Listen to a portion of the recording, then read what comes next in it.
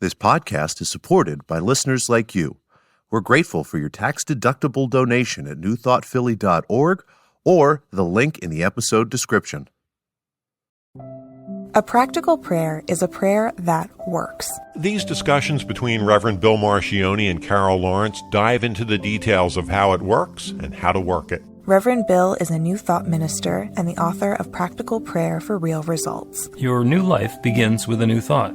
Carol Lawrence is on a spiritual quest, finding the New Thought teaching after decades on the pulpit in 3 different traditional denominations. I've got some questions. Together, they're exploring the philosophy and activities that come together from many of the world's religions to create the practical spirituality that is New Thought.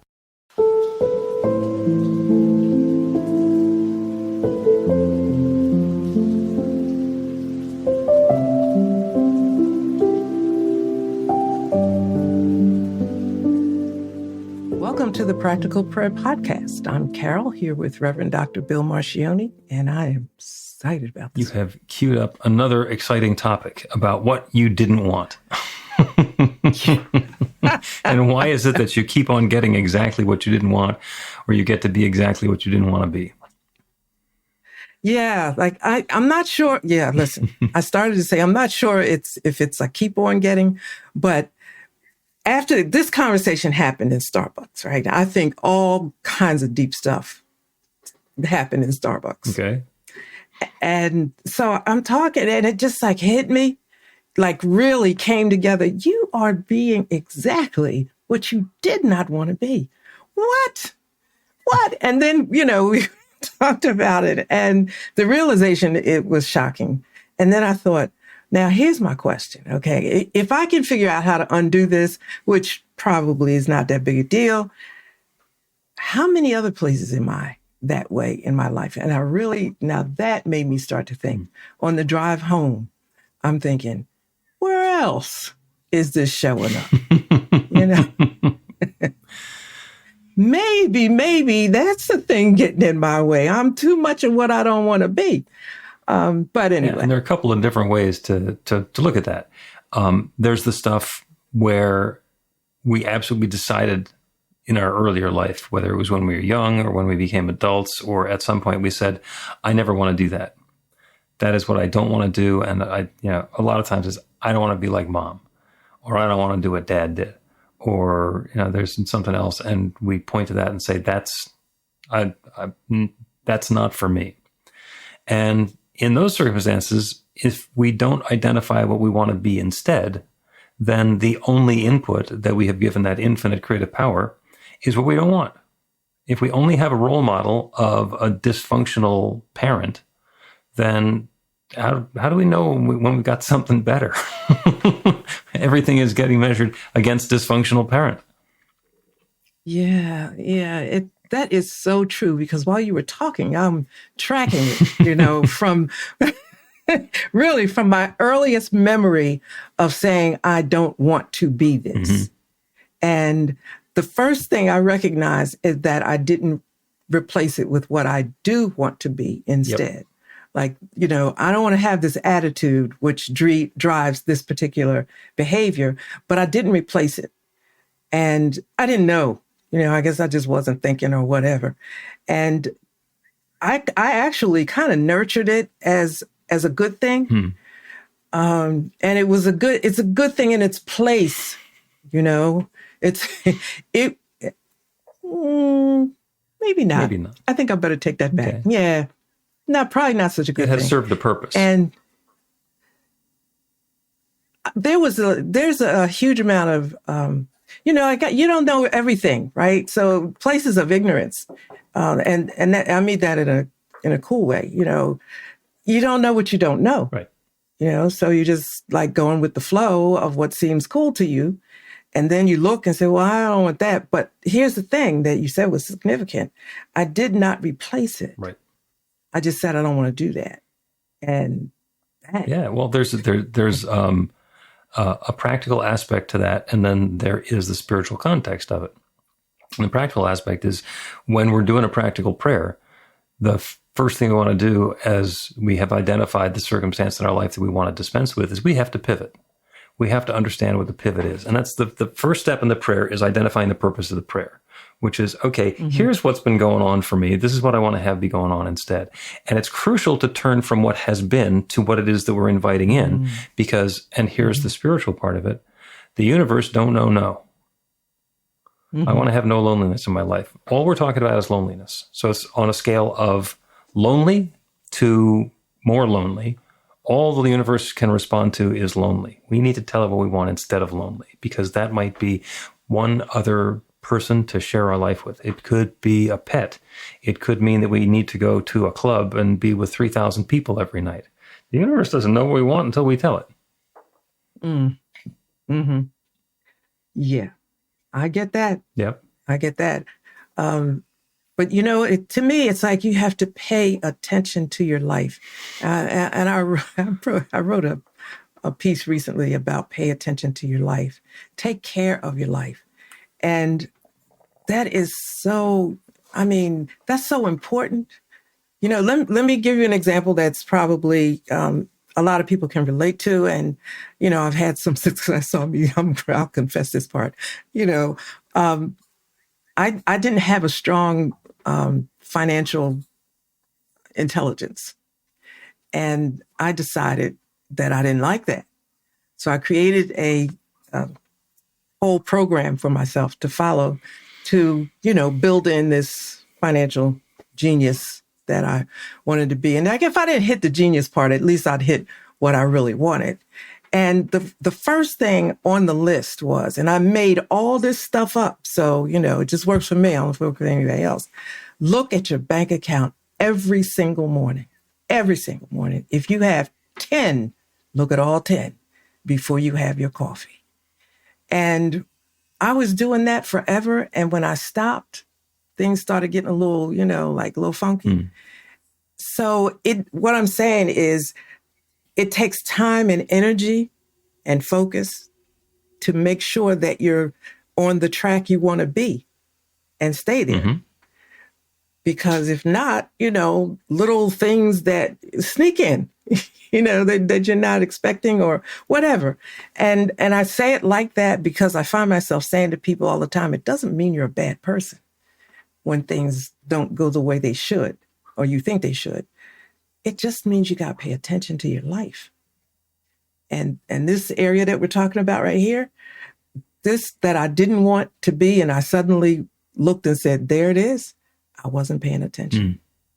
Okay. I'm going to go back to the bank accounts or the bank balances. And that's one of those circumstances where you had gone through an experience in your life, undoubtedly, where the money was not being managed in a way that was uplifting and harmonious for you. And you came to the conclusion that you wanted to have a specific amount. You want one of those numbers to be telling a story for you. So when you use that for your record keeping, for your touchstone, you need to pay attention to it. Now, there are other people who don't need to pay attention to what's in their bank account. There's a guy who I worked for, owned like a $20 million a year company. And he would, his bank, and this was in the early 2000s, his bank had one of those automated phones where you could call and just dial in and get your bank balance. So he realized that if he called the bank every morning and got the business checking account balance, he would know that all of the payments and all of the income from yesterday had been processed properly. And very sharp guy. I mean, he was an accountant and a CPA in his background, and he built this whole business on a spreadsheet, which was very detailed. But that was the indicator that he needed. And he knew what the number was supposed to be, because he had an idea of what the previous day's sales was, and he had an idea of what the previous day's payments were going to be. So he'd know about what that number should be. And if it was different, then that was his indication. I need to make some more phone calls. I need to look into some stuff because something went sideways. Mm-hmm. Exactly the same thing. You know, I mean, except I didn't have $20 million to begin with. Oh, he didn't either. But, the way that the business worked is we were selling postcards, it was like direct mail postcards, and we would print them on Monday and then take them down to the post office and mail them. And the deal that he worked out with the credit card company, it was a company that was in Portland, Oregon, that they would transfer the money after the close of business on the East Coast into the bank account so that he could use the money from today's credit card sales to write the check to the post office tonight. He didn't have $20 million. He was lucky if he could pay the postage. Well, you know what, but the great thing about things like that, again, it's back to paying attention. Mm-hmm. There's always a way to work things out, but you have to pay attention to what is to figure it out. And, you know, I didn't come up understanding that I was not wealthy. I was raised in a bubble. And in some ways that's nice. And in other ways it is not. You know, you don't know what you don't know. Mm-hmm. And if you got any sense at all, when you figure it out, you better figure it out quick because, you know, so when I decided to create my own financial management plan or education plan, I forget what I call it. I keep it on over here. I knew that you've got to be disciplined and know set it all up the way it works for you. Mm-hmm. Because there's a whole bunch of financial management things and financial literacy programs out there, and they're just confusing. To me, they were confusing. I said, listen, what works for me? What works for me is to, first of all, know what it ought to look like. Every morning, look at it to make sure that it looks the way you expect. And just a whole bunch of other stuff, little habits that I put in place that seemed like nothing, but it changed everything for me. But then, you know, when I compare that to what we were talking about in the beginning, when I said I'm exactly what I did not want to be, I didn't put any fixes in place to make sure that didn't happen. Right. You know, I just thought, I'm not doing that. You didn't figure out where you could go and check to see what your current balance was. And it turns out that you were running a deficit in whatever area that is. Really. And this is, by the way, minister speak by being able to talk about a personal issue without telling anybody what the issue is. Ministers are very good at this. You get into a workshop or an activity and they can just expound as you have been doing, as we can do, about things and be very open without actually acknowledging or disclosing what the topic is. Mm-hmm. And it doesn't really matter what the topic is because the same process works everywhere. And it comes down to you need to find a plan that's going to work for you and then work the plan. So the one that I love using is diets or weight loss programs or weight management programs. I have to say weight loss because as soon as you think you're going to lose something, you know, there's a lost and found. So, and I have been on the keto diet and I've been on the Noom diet and I've been on Weight Watchers and I've used the Atkins and all sorts of different ones because this has been an issue for me. And almost all of them, when I work them seriously, work very effectively. And if I, you know... My joke is that I've been on Noom for 8 months and all I've lost is 8 months. And and I am working a program and the program is working out, but I need to identify for myself, this is what I want to accomplish. This is the program I'm going to use. And then I got to work the program. And that is the same thing if we're looking for a relationship. You know, we want to have a romantic relationship with someone. Then sitting at home by ourselves on the couch watching TV and, you know, eating chocolate chip cookie dough ice cream and lamenting that we don't have a relationship is probably not going to change the circumstance. What we need to do is implement a plan that will actually get us in contact with somebody who may want to have a relationship with us. Yeah. Yes. You just explained what I didn't know how to explain when we met. You know, I call it work. Yeah. You know, you got to do the work. And I know work sounds, you know, whatever, but I can't find another word for it. Work is acceptable because, you know, like I said, if it's a workable plan, you got to work the plan. You got to do the work. And you know what? There's even work in the planning because you may get far enough down and say, well, this one doesn't work for me that well. You know, I mean, I've been on diets forever. Yeah. And like you said, they all work. Mm-hmm. Really, they do. But with my personality and the way that I do things long term, some of them weren't going to go to distance. Some of them didn't go to distance. Right. So I know me. I have to have a disciplined step, that this is what I do. I don't have to think about it. This is what I wrote down. This is what you're going to do, Carol, period. Yeah. And when I do that, it works. I can massage all these other thoughts and, stuff like that. I can't do it. And I will put a little asterisk on that, because that is the way it works for you. For other people, it'll be different, or it could be different. Mm-hmm. You still need to do the work, and it's whatever that transformation that gets to happen internally to allow the external change to happen. Because whatever it is that we are looking to change in our lives, there's some change that we need to make, or that we get to make, in order to invite that change in, to make room for that change. Otherwise, we're going to go on Weight Watchers, and the only thing that's going to get lighter is our wallet. Yeah. Been there too. What are you telling my business? I've been on every one that Oprah puts out there, from the time she rolled all the fat on the stage. But there's a word that you use that to me just works for me. You said pivot, turn away from. And that works for me. Turn away. If I got to turn away from this, then that means I got to turn to something else. I can't just be hanging out there. I got to do it. And the figuring out part, it works for me. Now, there are times when I'll decide I don't want to do it. Because, the whole lot of other stuff gets in the way, depression, mild depression, pissed offness, or whatever else. Okay. But eventually, you come back and say, wait a minute now, I better go back to the pivot point, see where I left off, because this here ain't working. Let's take a break. And when we continue, we'll talk some more about looking at the current facts and then being able to pivot. Yeah.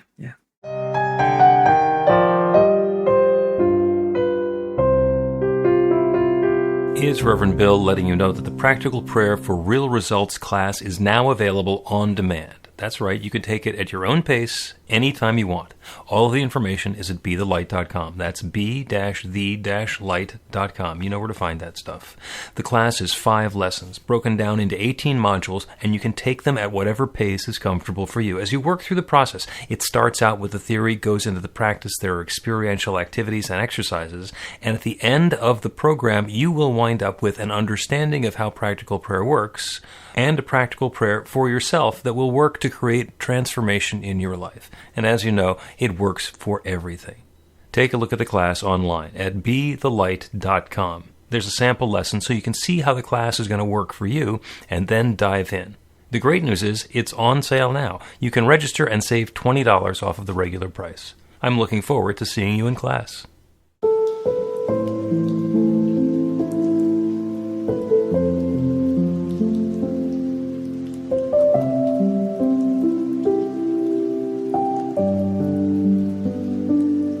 Welcome back to the Practical Prayer Podcast. I'm Carol, here with Reverend Dr. Bill Marcioni. A wonderful conversation about how I am creating experiences in my life that I don't want. Or as you said before, I'm exactly what I didn't want to be. And that brought us to the pivot. Yeah. And for anything that we're going to be praying for, or in fact, anything that we're going to be having an experience of in our lives, there's always a pivot available. And it's sort of frightening that we can categorize pretty much everything that we pray for into 5 broad categories: health, wealth, love, work, and spirit. Health is everything about our physical being and our wellness.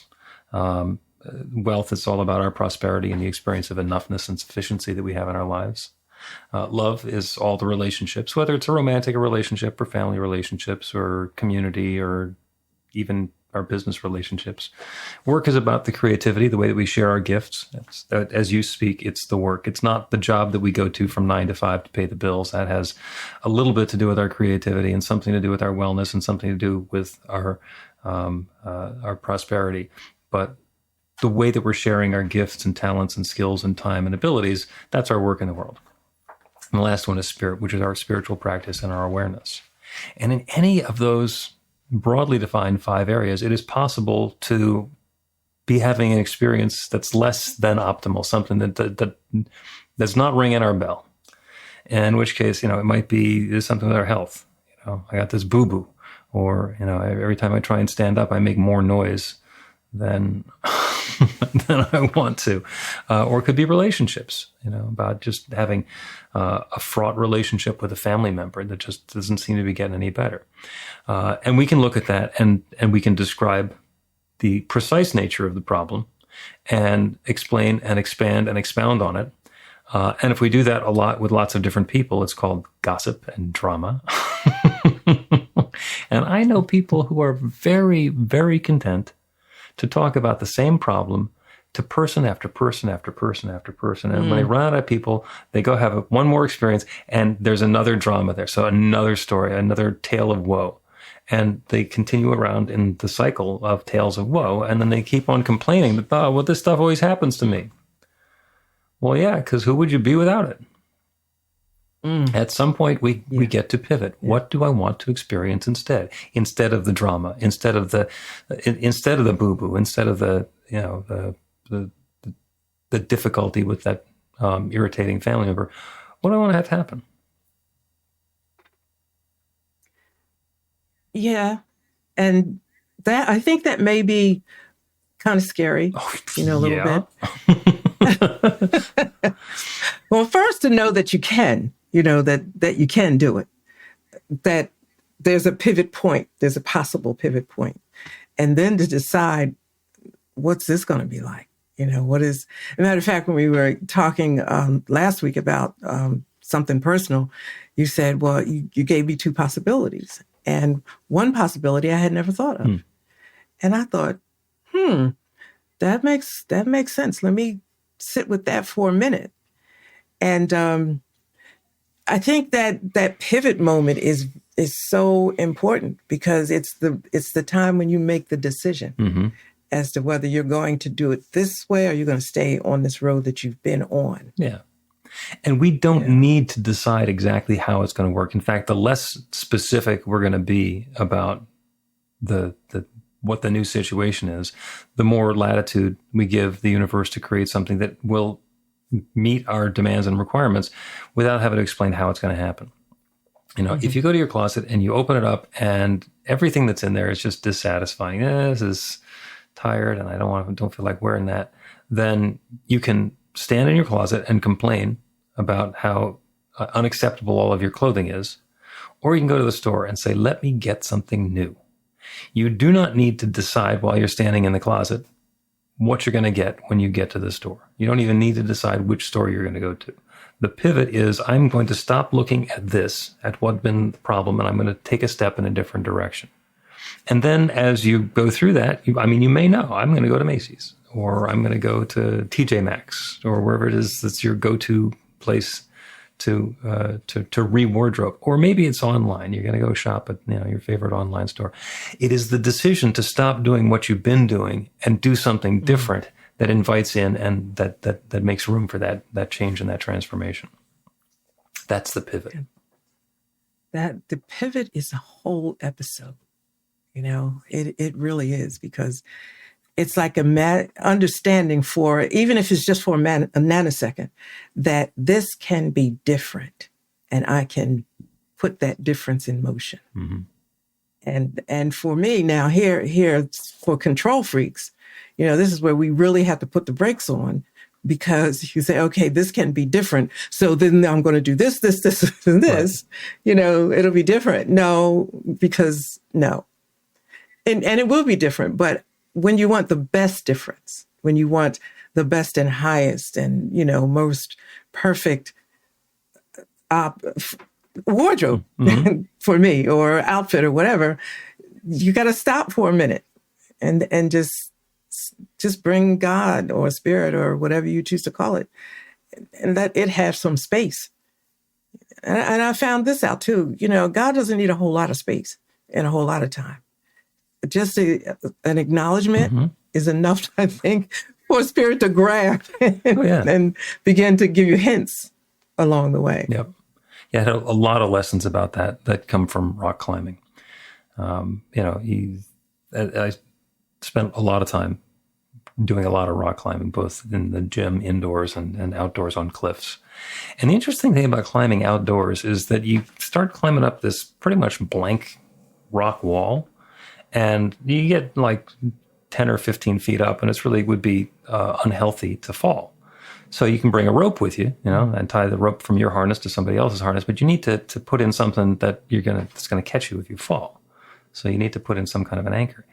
And there are these little tiny pieces of hardware that you can slip into a crack in the rock and then attach then run the rope through it. And that's more than enough to catch you. Just this little tiny piece. It's not pitons or bolts or anything that you're putting into the rock. It's a little thing that's going to just go in and stay there for a little while. And then you take them out when you leave. But what you need is that little opening that you can put that into. You need a crack. You need a little space where it can go, and then you get the nut or the hex or the anchor piece that's going to fit that, and suddenly it goes from being very dangerous and unacceptable to now we have a method of getting through where we're going to go, and starting the climb and deciding where each of those particular pieces is going to go and what you have to do before you get started is exhausting. People who have climbed the route before know where to put the pieces, but it's possible to go and say, what do I need here? And then address that and continue going and continue going. And then every once in a while you get up the climb partway and there's a tree growing out of the crack in the rock. Well, who planted a tree here? Why would anybody want a tree here? And what happens is there's an opening and there's enough debris that gets in there and a seed blows in and the water gets in and suddenly it germinates. And now there's a tree growing out the side of a cliff where it didn't belong, where nobody would have intentionally planted it. Mm-hmm. That's the sort of opening that we need to allow spirit to have. And it doesn't need to be a huge opening, and it doesn't need to be something where we say this is how it's going to work or this would be appropriate. When there's a possibility, then anything can happen. So for example, I said, I'm exactly what I do not wish to be, but I know what is the better option. I know the better option. So how does that work with putting the thing in the mountain? Like maybe, how does that work? Well, I'm exactly what I didn't want to be is an acknowledgement that the program that we've been working so far hasn't been working.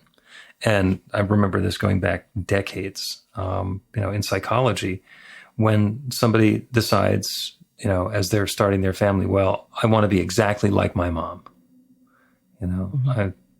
Or if they say, my mom made so many mistakes, I don't want to be anything like my mom. In both cases, the reference point, everything that they're talking about is mom, even if it's something they're running away from. If that's the only role model, if that's the only example that exists in mind, it's going to come out looking like mom. And even if it's, I want to be exactly like mom, it's like, quantify that.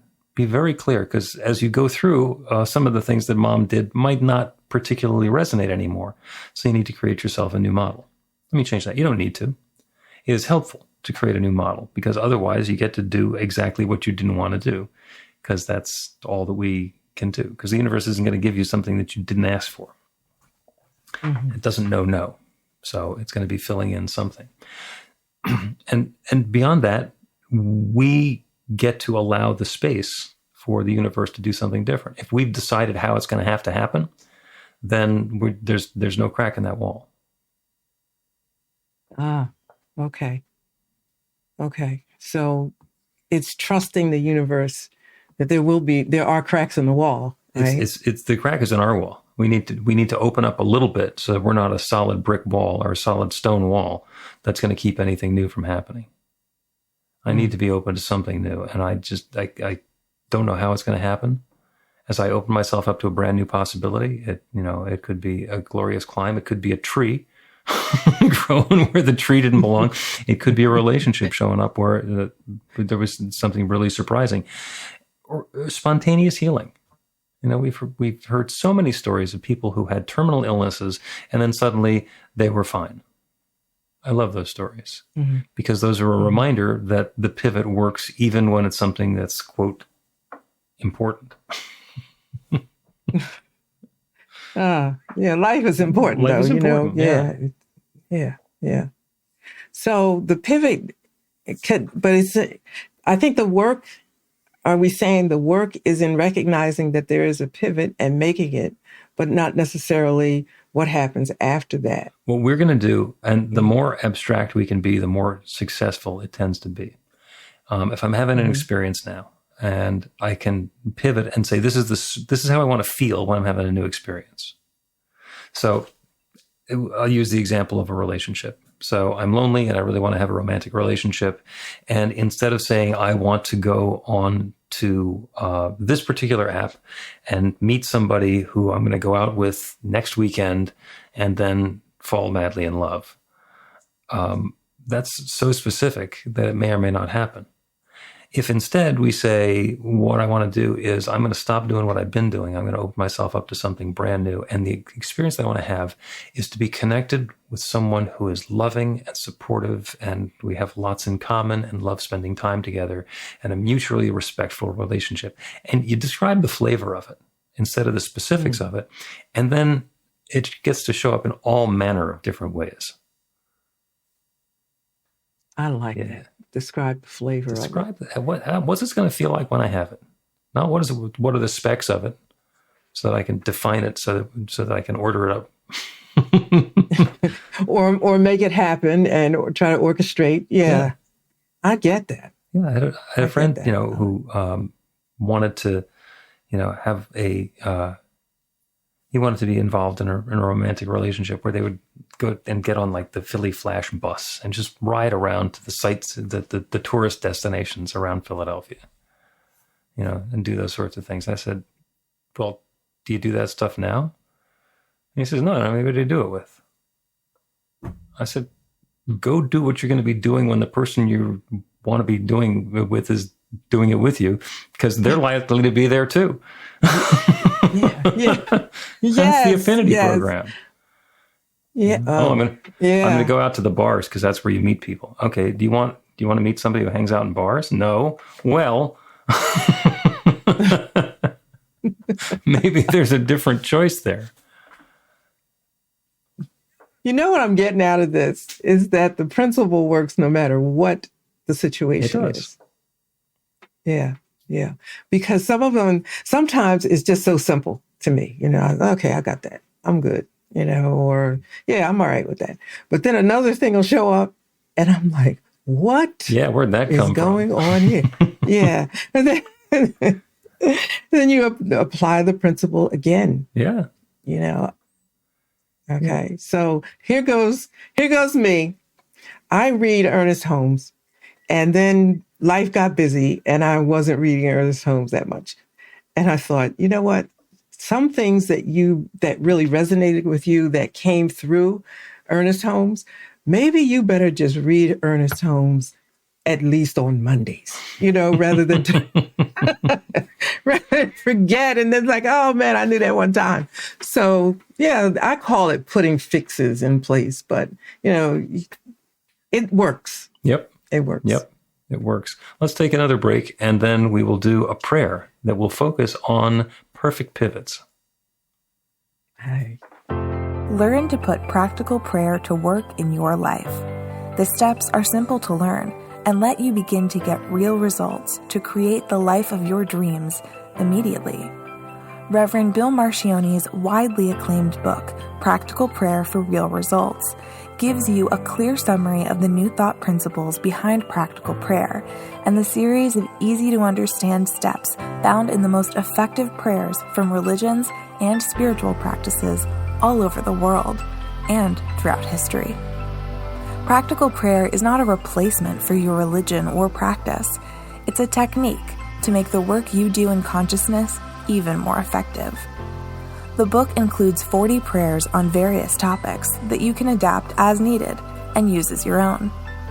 Practical Prayer for Real Results is available in paperback, Kindle, and audiobook on Amazon or at b-the-light.com. That's b-the-light.com.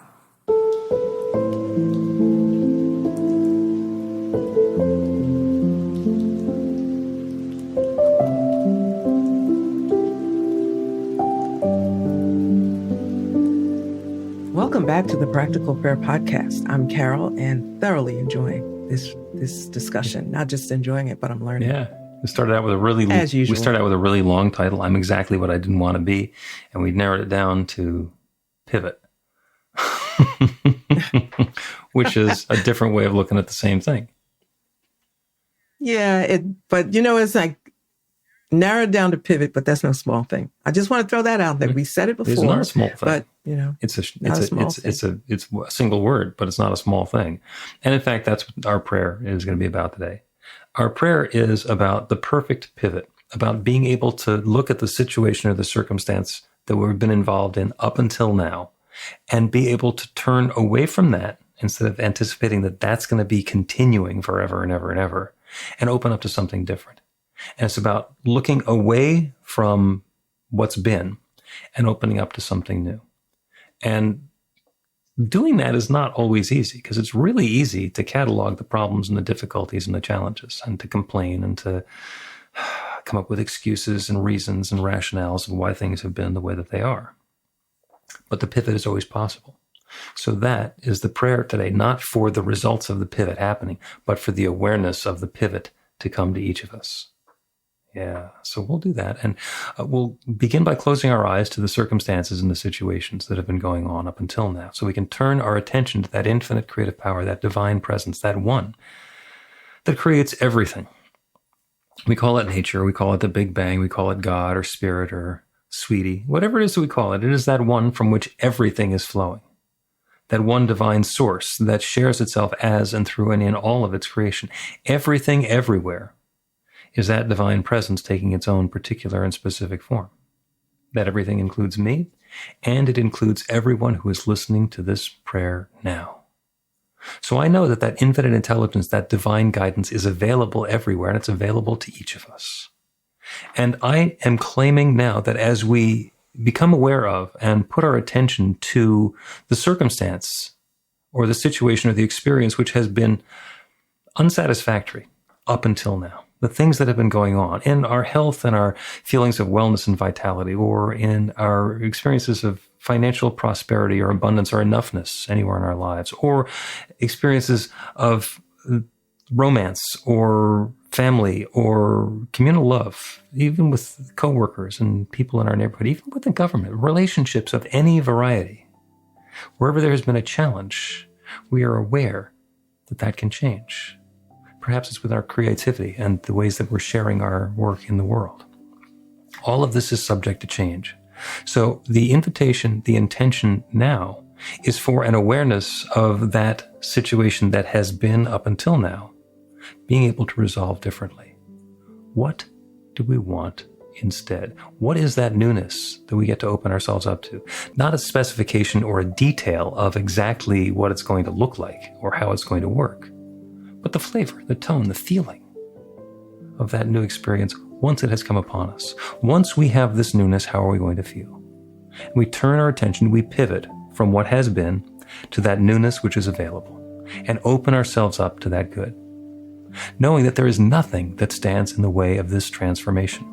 This good, this pivot, this transformation, this awareness is available right now to each of us in our own way. I'm so grateful for it.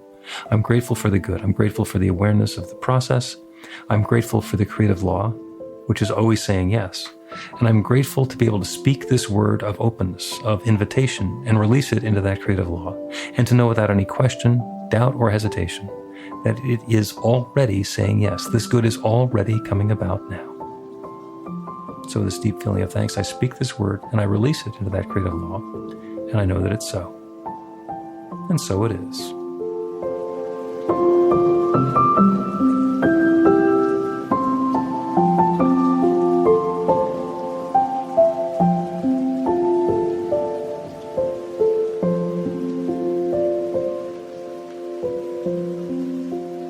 The Practical Prayer Podcast with Reverend Bill Marcioni and Carol Lawrence is a production of BeTheLight.com. be-the-light.com. where you can find more information about practical prayer for real results. Our theme is by Music of Wisdom. You can learn about the spiritual community of New Thought Philadelphia with daily guided meditations, weekly celebrations of spirit, and Reverend Bill's classes in practical spirituality at newthoughtphilly.org.